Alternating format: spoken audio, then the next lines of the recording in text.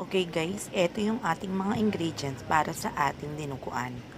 Meron tayong bawang sibuyas, meron tayong patis, syempre hindi makukumpleto yan kung walang siling green, at saka paminta.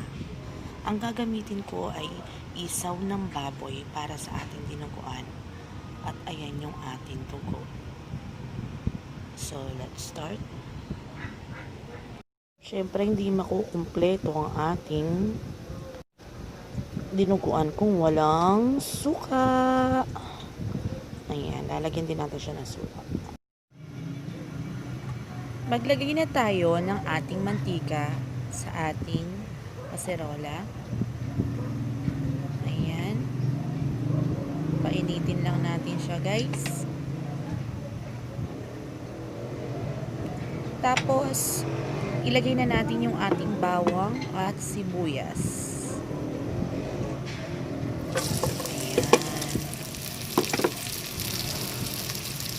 Ipa-brown natin siya, guys, para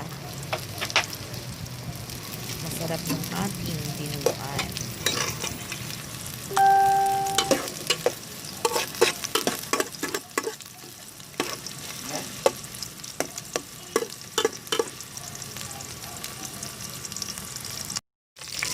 Ayan na guys, brown na yung ating bawang at sibuyas.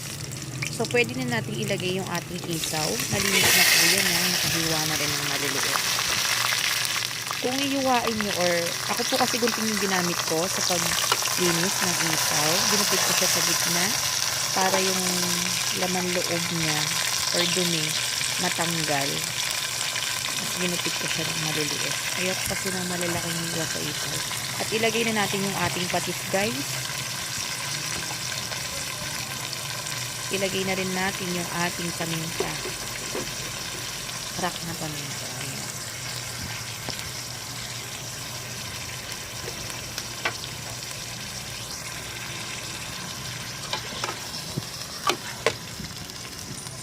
Ako guys, sa dinuguan ko, hindi ako naglalagay ng tubig. Kasi may tugo na.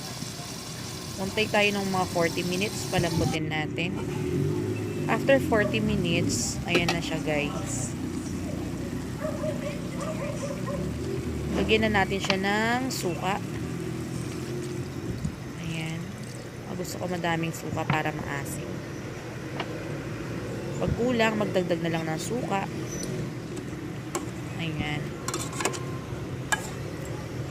Takpan ulit natin siya guys. Hanggang sa lumambot yung ating hisaw. So, ayan na. Super lambot na ng ating hisaw. Pwede na nating ilagay yung ating dugo. Nandahan-dahan lang para hindi magtalamsik yung dugo. Ayan na siya. Nilagay ko na yung sariwang dugo. Before nyo po ilagay yung ating dugo, lamasin nyo muna para yung mga buo-buong dugo, malusaw po. Kasi once na nilagay nyo siya ng buo sa kaserola natin, magbubuo-buo yung dugo. Hindi na siya masarap kainin. Hindi na pantay yung shape ng isaw at saka yung dugo. So, kailangan lamutakin nyo yung may laman-laman na buo kasi sa dugo natin sa dinuguan. Ayan.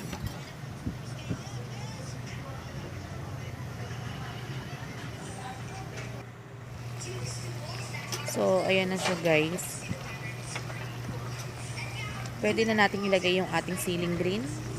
Ayan. Tapos, patuyuin lang natin siya ng patuyuin. Ayoko kasi ng maraming sabaw. Masarap kasi sa dinuguan ko yung tuyo lang siya, yung nagmamantika siya sa sarili niya.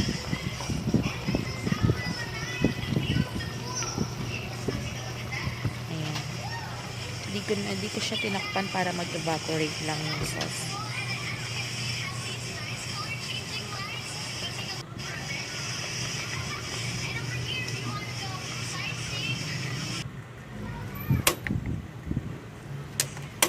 Ayan na siya. Medyo tuyo na siya ng konti, guys.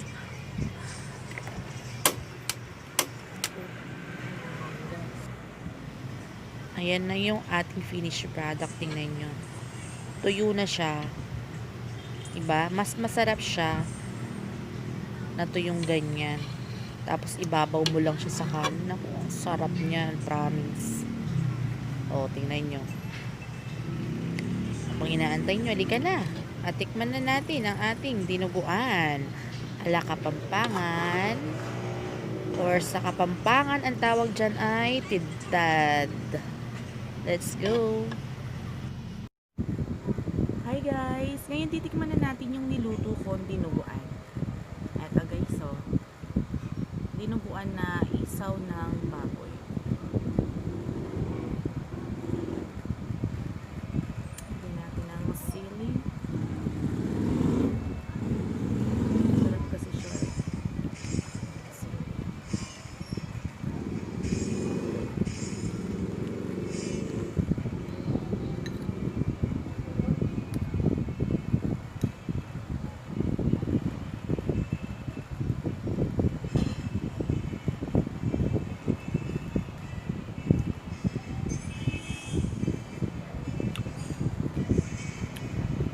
Masarap talaga yung dinuguan pag pinatuyo mo siya. Yung nagmamantika na kagaya.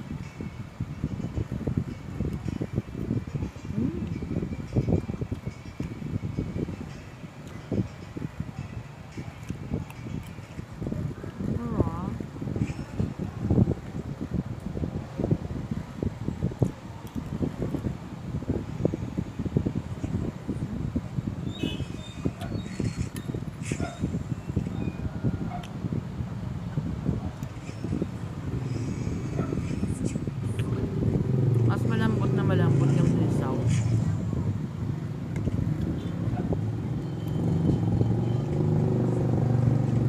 Sarap.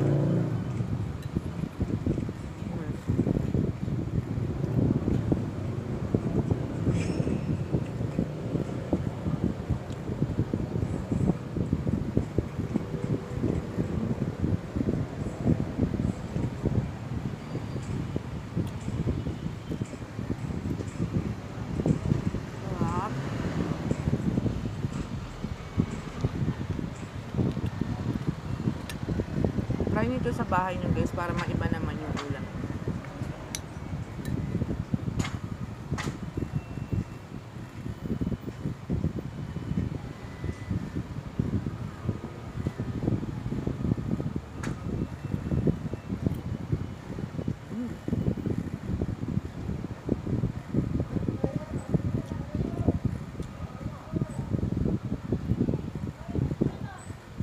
Ito anong maanghang yung sili.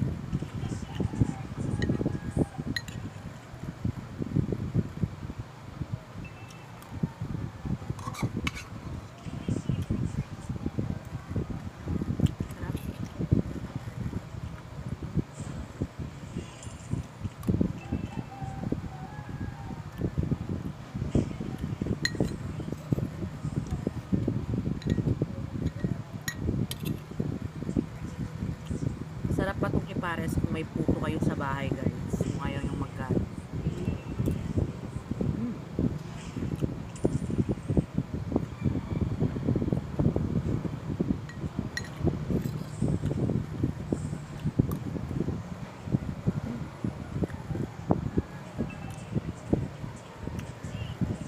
Balls.